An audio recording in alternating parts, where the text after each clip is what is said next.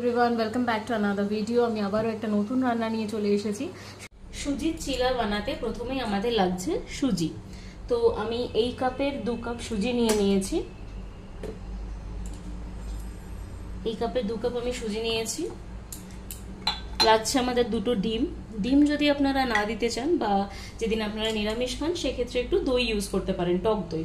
সবজির মধ্যে আমি নিয়েছি 2টো মিডিয়াম সাইজের পেঁয়াজ কুচি, ছোট একটা গাজর ছিল সেটাকে গ্রেট করে নিয়েছি, অল্প ধনেপাতা, 2টো লঙ্কা কুচি, একটা ছোট টমেটো কুচি। এখানে আপনারা beet, capsicum, beans, cabbage, mushroom যা যা ভেজিস দরকার সেটা আপনারা নিতে পারেন।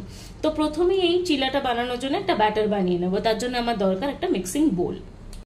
মিক্সিং বোলটা আমি নিয়ে নিয়েছি। প্রথমেই আমি সব ভেজিস গুলো অ্যাড করে দেবো।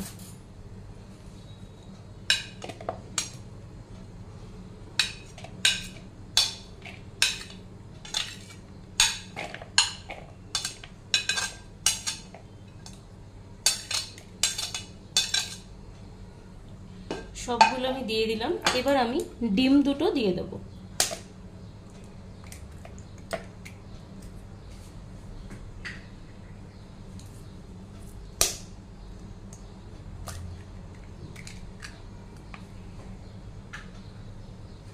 ভালো করে এটাকে আগে মিক্স করে নেব।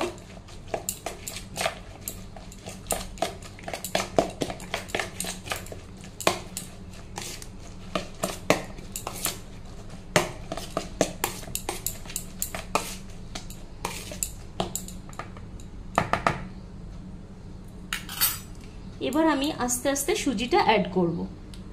প্রথমে আমি একটু জল নিয়ে নিচ্ছি। এই কাপের 1 কাপ জল নিয়েছি, পুরোটা দেবো না, একটু দিয়ে দিলাম। এবার আমি আস্তে আস্তে সুজিটা দিতে থাকবো। অল্প অল্প করে দেবো আর অল্প করে মিশিয়ে নেব।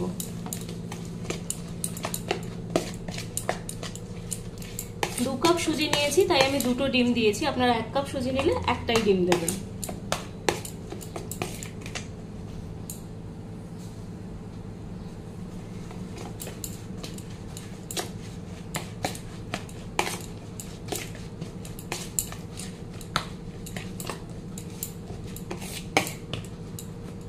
এইভাবে আস্তে আস্তে পুরো সুজিটা দিয়ে আমি মিলিয়ে নেব, এটার সাথে মিশিয়ে নেব ভালো করে। জল যদি পরে আর একটু লাগে আমি দেব, অ্যাড করব।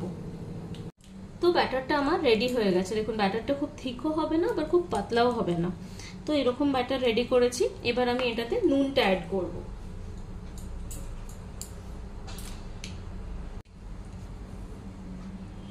এই চামচের 1 চামচ নুন আমি দিয়ে দিচ্ছি।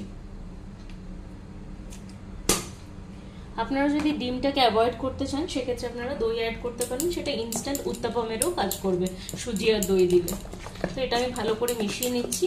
এবার 2-3 মিনিটের জন্য এটাকে সেটেল হতে দেবো। তারপর আমি এটাকে সাদা তেলে বানিয়ে নেব চিলাটা বা প্যানকেকটা। রান্নাটা আমার সাদা তেলে হবে। অল্প একটু তেল দিয়ে দেবো, দিয়ে ব্রাশ করে দেবো।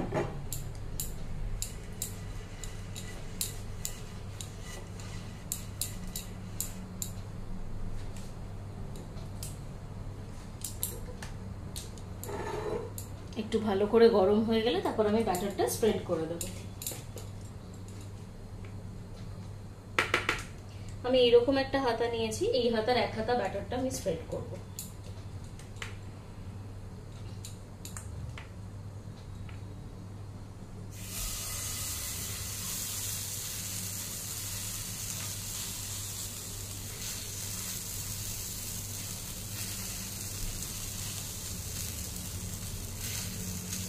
এক হাতা দেওয়ার পর যদি আরেকটু বড় করবার আপনাদের মনে হয় সেক্ষেত্রে আরেকটু অ্যাড করে দেবেন ব্যাটারটা। আমি যখন আরেকটু অ্যাড করে দিলাম একটু বড় করার জন্য।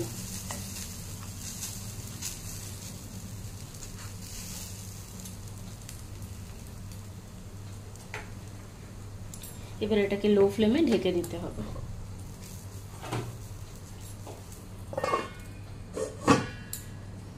5 মিনিট মতন হবে, তারপর আমি সাইডটাকে ফ্লিপ করে দেবো। তো 5 মিনিট মতন হয়ে গেছে। এবার আমি উঠে একবার দেখবো। দেখুন এই দিকটা পুরো হয়ে গেছে, জাস্ট ফ্লিপ করে দিতে হবে। এখানে যেহেতু ডিম আছে, সুজি আছে, তাই এটা ওঠাতে অতটা প্রবলেম হবে না। এবার এই দিকটা ভালো করে হয়ে গেলে তারপর একে একে তুলে নেব। এই সময়টা যখন এই সেকেন্ড পিঠটা হবে তখন আর আমাদের লিডটা দিয়ে কভার করার দরকার নেই।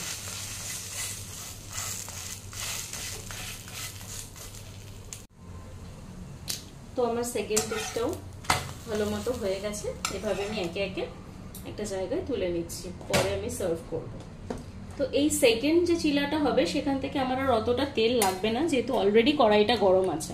আমি আবার আরেকটা দিয়ে দেবো। তো আমি এটাও আপনাদের দেখিয়ে দিচ্ছি।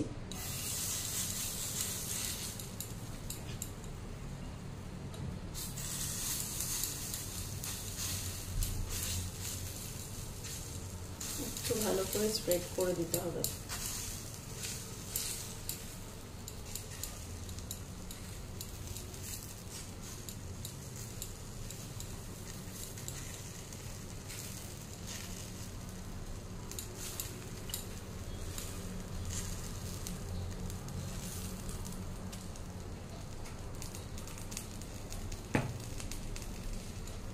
আবারও আমি এটা ঢেকে দেবো। এবার আমি ঢাকনাটা সরিয়ে দেখে নেবো এটা হয়েছে কিনা। দেখুন এই দিকটা পুরো কুক হয়ে গেছে। আবার সেম ভাবে এটাকে ফ্লিপ করে দেবো। এটাতে কিন্তু একদমই কোনো অয়েল নেই, কিন্তু এটাও আমার ফ্লিপ করতে অসুবিধে হলো না, যেহেতু কড়াইটাও অনেকটা গরম ছিল, সুজি আর ডিম আছে। তো এইভাবে একে একে আমি সবগুলো ভেজে নিয়ে আপনাদের দেখাচ্ছি।